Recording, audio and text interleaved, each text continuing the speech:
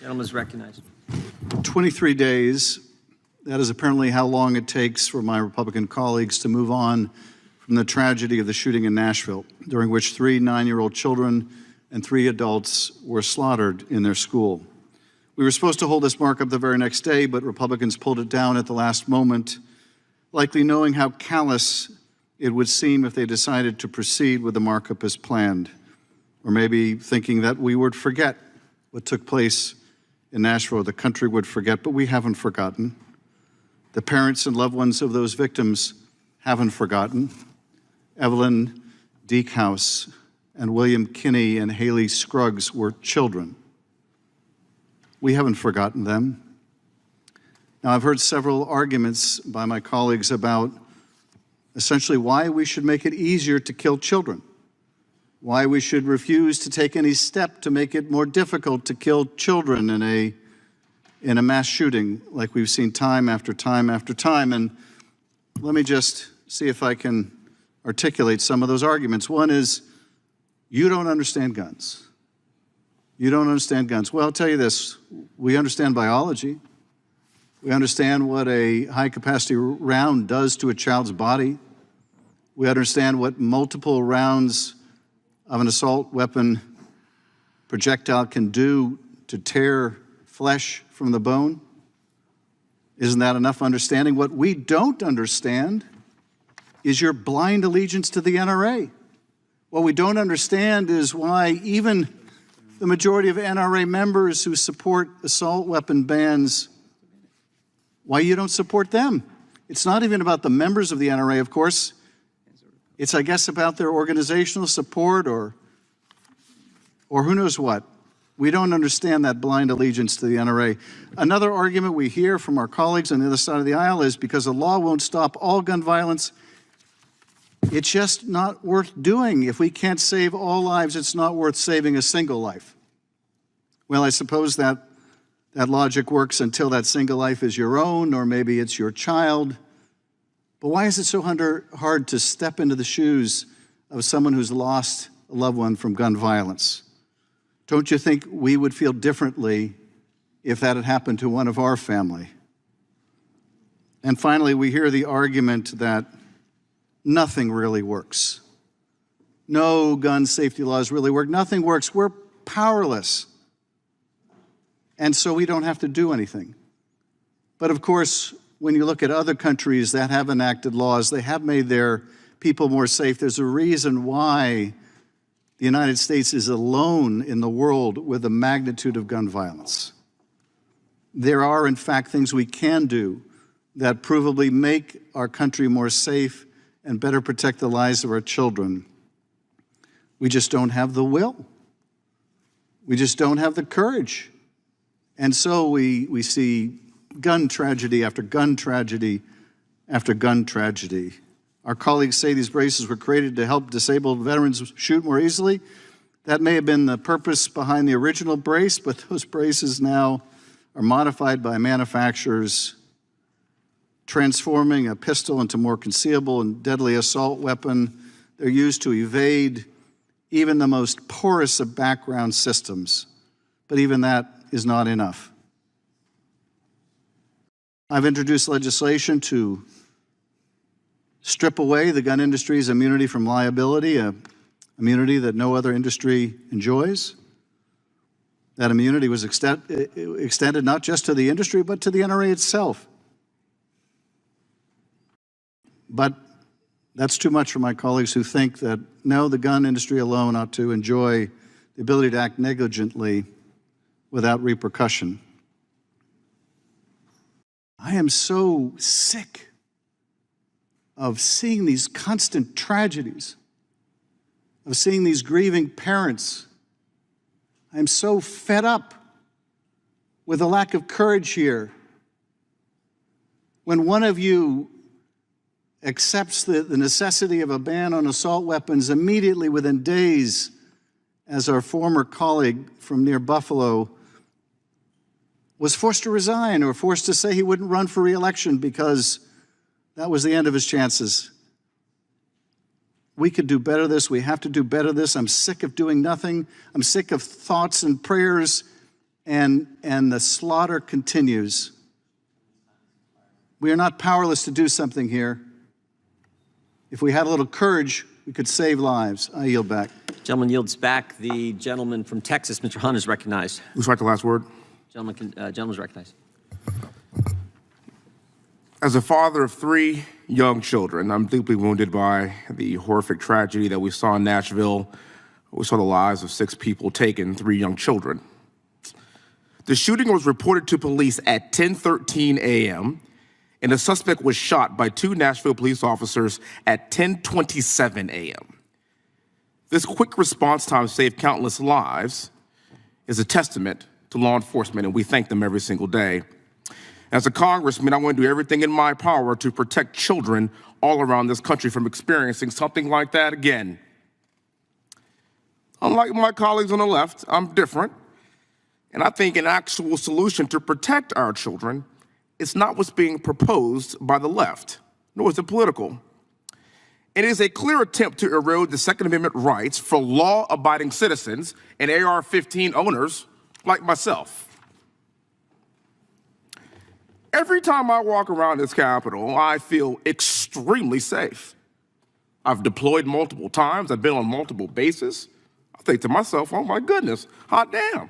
I don't have to really worry about anything because I'm surrounded by people with guns that want to keep me safe. We have barricades, multiple checkpoints, metal detectors. We are staffed by 2 or 4 police officers at all times. All day there was a gentleman standing at this door in case somebody entered this room with a gun. The U.S. Capitol Police is comprised of more than 2,000 officers and over 350 civilian employees who provide operational and administrative support that has an annual budget of approximately $460 million. And for some of my colleagues, that's still not enough because they have their own private security on top of that, surrounded by people that carry guns. And I can assure you that the people here on the Hill are well protected.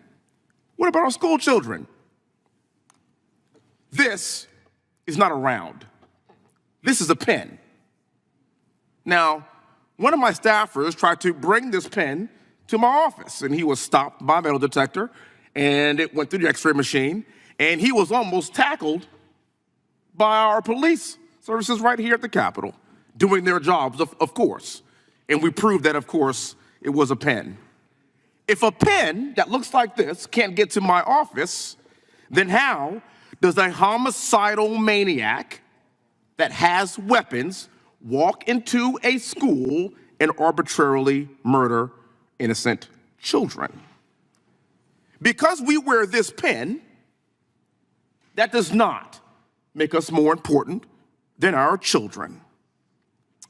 There's a private school in Houston, Texas, and I was there a few months ago, and I was giving a young man his appointment to West Point. I drove on the campus, and I was met by 2 armed guards. There were parking places that were just for visitors, and they had even more armed guards beyond that. I felt very secure as I drove onto this school. The headmaster, head of school, she met me in the front, and I said, "My God, ma'am, I feel very secure in this place. What's the secret here?" She said, "Wesley, actually, given my religious beliefs, I hate guns. I don't do guns. But it's my responsibility to keep these young people safe. It's not about how I feel about guns or what I think about them or what I do or don't know. I must keep these children safe because they are the most precious things that we have on this earth." I keep hearing this word AR-15s and a weapon of war. I find that funny because, well, I've been to war. And you should Google the AX-64 Delta Apache helicopter. That is what I would call a true weapon of war. But I feel people calling these things a weapon of war, but they've never been to war. They don't know what war is. And they're using the AR-15 as a scapegoat for everything. I say that because according to the ATF, 6% of homicides were at the hands of AR-15s, 60% at the hands of handguns. So if you really want to have an intellectually honest conversation about homicide reduction, you will go after pistols. But you don't do that because you want to go after the AR-15 first to then eventually get to the pistol to disarm Americans to infringe on our Second Amendment rights. I want you to know something. It ain't the gun. It's the homicidal maniac. The deadliest days in this country, 9/11, not a single shot was fired. Timothy McVeigh, fertilizer, Oklahoma City. The Boston Marathon, pressure cookers. Not a single shot was fired. I know what war looks like, but what I do want to say is we have got to agree we can all protect our children, and we should not be protected more than them. And I yield back. Thank you all for being here today, sir. My condolences to your son. I am very sorry for your loss. Thank you. We are talking about the consequences of criminal aliens in United States communities. Take a walk around any large city in America and you'll see the devastating effects of these open border policies that we've seen ravage our communities over the course of the past few years. Crime, gang activity, drugs, just to name a few, but there is a far more sinister criminal activity that's not as visible as drug trafficking, gang activity, or just the general degradation of our cities. It's far worse, actually, far worse to me. It's human trafficking. I love my city of Houston. Houston is known as the energy capital of the world. It's known as a lot of great things, great food as well, but unfortunately, we're also known as the human trafficking capital of the world as well, and that has to change. I can tell you I'm very proud to co-sponsor a bill introduced by my colleague Sheila Jackson Lee. It's called the Stop Human Trafficking in School Zones Act. This bipartisan effort is necessary because that's how bad the problem is. This bill will increase the prison time up to 5 years for certain human trafficking offenses and sex offenses involving minors that occur within 1,000 feet of schools, within 100 feet of certain other places where children gather, like youth centers and swimming pools. As a father of 3 children under the age of 5, these people belong in a special place in hell, if you ask me. In 5 years, it's not enough, but it's a start. One thing that I do know is that if President Biden and the Democrat governors and mayors were serious about human trafficking, they'd stop their destructive sanctuary city policies. And you, gentlemen, have addressed this pretty clearly to me. Mr. Fabricatore, thank you for being here, sir. I met you earlier in the hallway. I have a question for you, sir. In your 23 years of experience working at INS and ICE, what can you tell me about the seriousness of child trafficking, what have you personally experienced as a result of the issues that we have seen with our open border policies?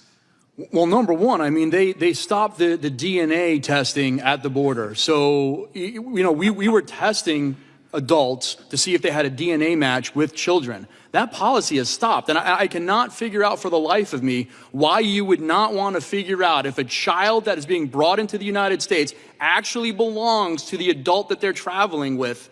But now we've stopped that, so now we're allowing these people to bring these children into the interior, and we have no idea who they belong to. We have no idea if there's a familial connection. This is wrong, and it needs to stop. We have children being brought in, and we have children missing right now. We don't even know where they are because they've been brought in and they've either absconded, they've gone off. They're being used to traffic drugs. Myself, in my career, I've arrested juveniles dealing heroin on jogging paths.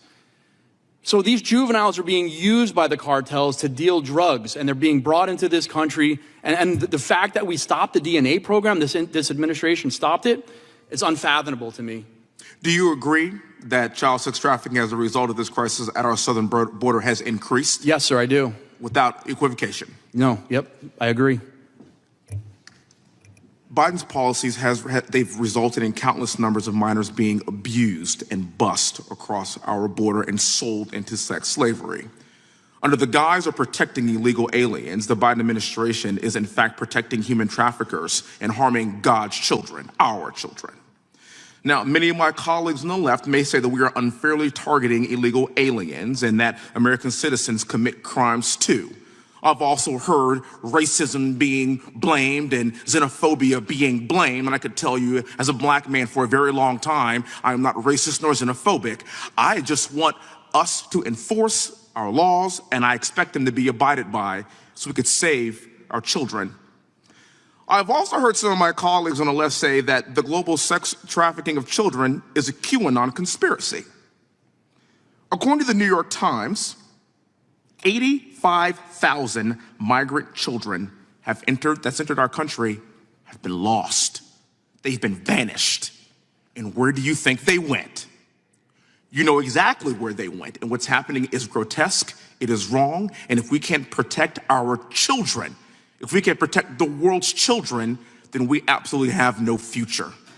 I cannot thank you enough for being here. I cannot thank you enough for your hard work and your sacrifice. Sir, we will do better because we have to. Thank you for all your efforts.